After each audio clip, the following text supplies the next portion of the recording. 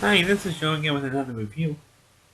I know it's been some time since my last, excuse me, it's been a week since my last video.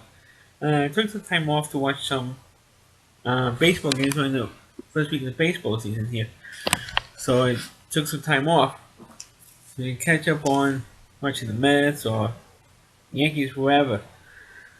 Since the Mets are playing for it feels like 2 weeks. So I killed some time to do a video. As a matter of fact, I'm going to do a video. Previously I've done videos of Wrestlemania. The first 10, figured I'm going to do another one. Well, I decided to change my mind and do another WrestleMania video. Uh, I did recently. I did reviews of or videos of well, in my opinion, the 10 worst matches in WrestleMania history and the 10 best ones, leading into WrestleMania 32. So I figured I'd do a review of WrestleMania 32. Even though technically I did not see it, but I wrote down all the results and give my opinion on some of them. Of course, WrestleMania 32 did break a couple of records. Most pay-per-view buys, most views on their WWF. I still call it the World Wrestling Federation, so I don't give a shit. Um, the World Wrestling Federation network, the WWE network, as they like to call it now, and of course they had broke a record for 101,000 fans were jammed into the AT&T Stadium, which is the stadium that the Dallas Cowboys play in. They even got some clips I saw on the WWF programming this week. Uh, and brought in the Dallas Cowboys cheerleaders as part of the action in WrestleMania 32. But I don't know if that record broke the all-time attendance record, which was held by an exhibition basketball game in the same stadium. But it is the highest, biggest crowd they ever had for WrestleMania, breaking, of course, the record held by WrestleMania 3. And they held over 93,000. But now, uh, speaking of that, you only had like an exit. You only had, let's see, 1, 2, 3, 4, 5, 6, 7, 8, 9, 10. Only about 11 matches. So which is should be about average for WrestleMania if you had that many matches. I mean, it used to be like about 12 matches in the first few WrestleManias, and then became like 16, 17 matches for WrestleMania 4, and then back down to 14 for WrestleMania 5, and then of course there's usually like 12 after that. But the last few years, you're lucky to have like 7 or 8 matches for, and WrestleMania, these matches for the last 15 or 16 years have been dragged out because it gets people complaining that the matches are too short at WrestleMania. You usually have usually about roughly about a 10-minute match. It should be long enough for a wrestling match. 10 to roughly 10 to 15 minutes is long enough. But people complain, oh, matches are too short. Like the off the ropes show guy, the Shag Daddy, as he likes to call himself. He's always complaining when matches being too short. If it's a 5 or 10-minute match, he complains it's too short. It's not too short for me. If it's a 10-minute match, if it's good, who cares if it's 10 minutes?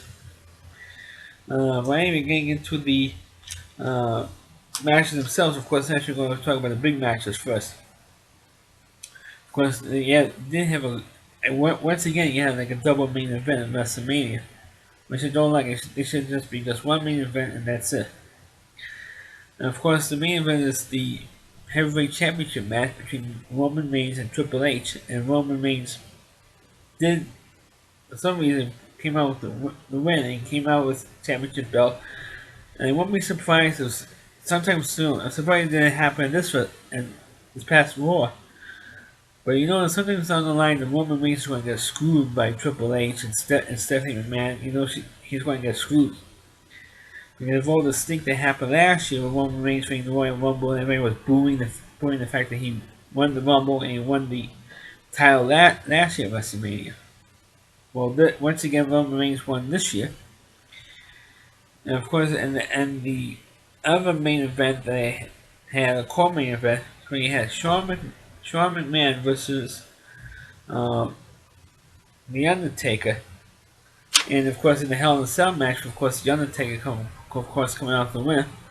Of course, once again, the Undertaker once again is coming with a crappy match at WrestleMania, um, which of course is disgusting because they always hype when he had his winning streak when he won 21 consecutive WrestleMania matches. Most of the matches he had were shit, and then he finally lost to Brock Lesnar, and everybody was upset of not only that he lost, but who he lost. They weren't. They were like shocked that he lost, but they're more upset of who he lost to. Because they were ticked off that they lost to Brock Lesnar, and they beat the Wyatt's family last year, WrestleMania 31. So now this year, WrestleMania 32 is fighting Shane McMahon, who's not even really a wrestler. He's just Vince McMahon's son, and well, I know that over the years he's been involved in wrestling. He gets himself involved with wrestling matches, but he got himself involved this time, and he has a Hell in a Cell match. He tried to do his best Mick Foley impression by jumping off the top of the steel cage on top of the cell, and crashed into the Undertaker. But Shane lost anyway. The other matches, of course, Baron Corbin won the third annual Andre the Giant Battle Royal. Of course, anybody who knows wrestling who didn't grow up watching Andre the Giant, I think he still has the record for winning the most Battle Royals.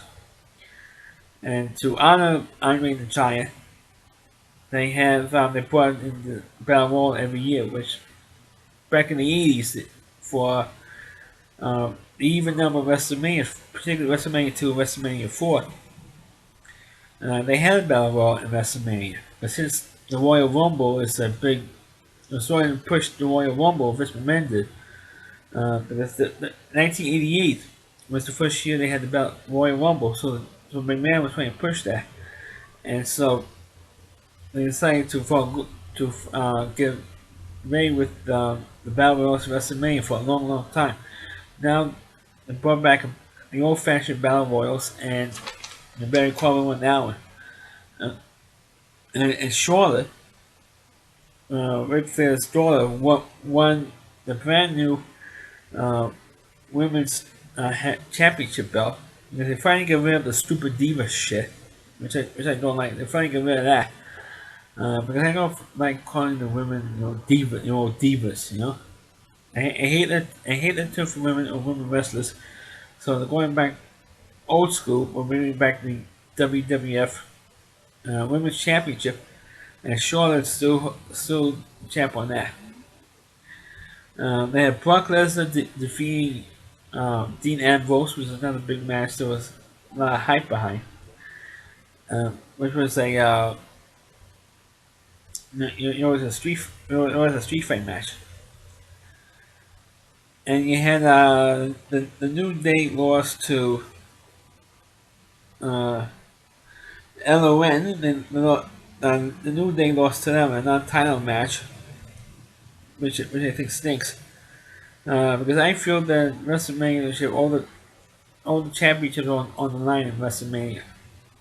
These I feel that because I'm old school wrestling fan that way. You had Y2J defeating AJ Styles.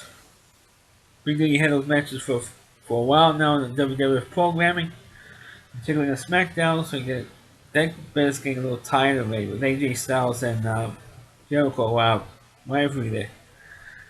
And you have Zack Ryder is now the new IC champ. Big deal. I mean, you can tell I'm not that enthusiastic with doing these more modern wrestling shows. That's why I pretty much stopped doing it. And the Usos defeated the Dudleys. Bring on the tables. They should bring on the tables and do that stuff. I like to see the Usos put to a table along with the New Day. Put them through tables. And Divas defeated Band and Blonde in a tag match. And like I said, they should get rid of the term Divas. I mean, they should get rid of the whole stupid thing. I mean, it's stupid. It's insulting. and it doesn't do the women any good.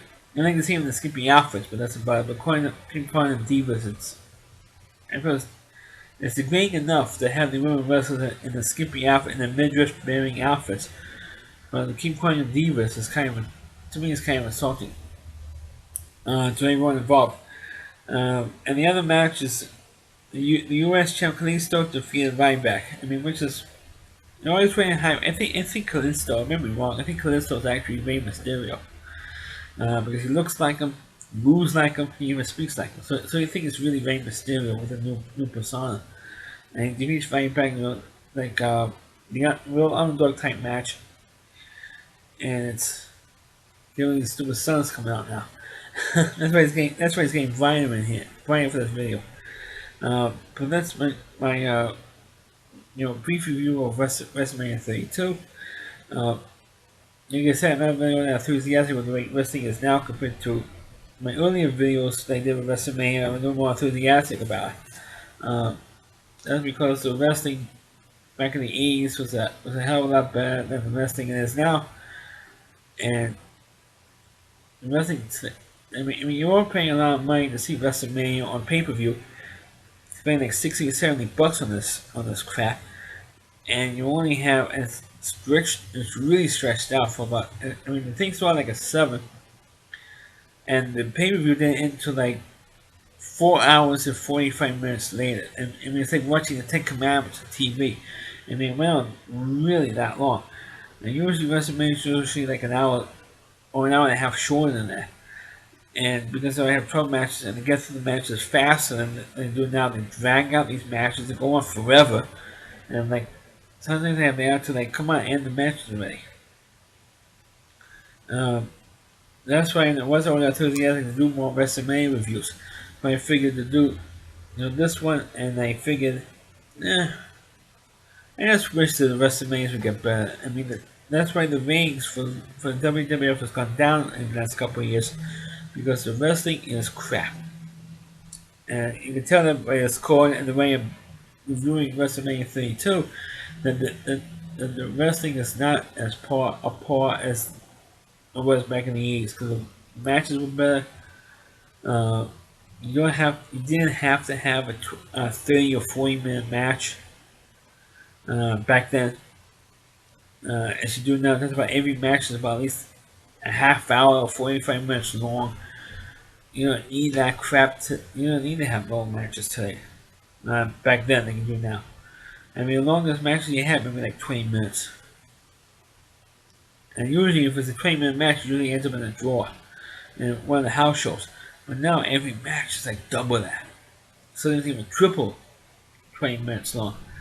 And it's like, come on, and sometimes when I watch this match on Raw and SmackDown, I'm like, end the match!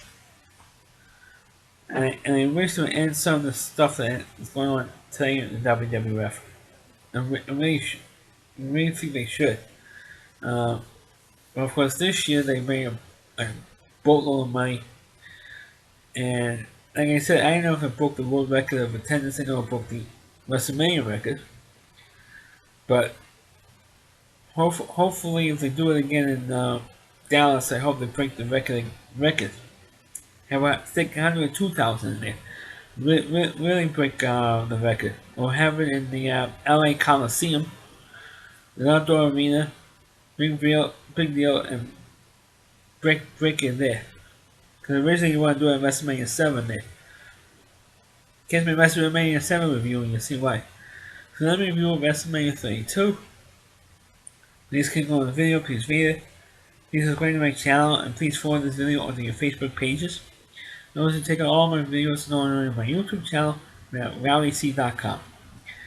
Thanks for watching and catch you next time.